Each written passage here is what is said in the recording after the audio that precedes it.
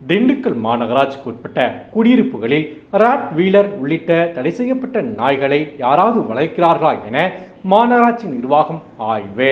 வெள்ளிக்கிழமை மதியம் 12:30 மணி அளவில் கிடைக்கப்பெற்ற தகவலின்படி கடந்த 5ஆம் தேதி சென்னை 1000 விளக்கு மாநகராட்சி பூங்காவில் 5 வயது சிறுமியை ராட்வீலர் நாய் கடித்து தனியார் மருத்துவமனையில் சிகிச்சை பெற்று வருகிறார்.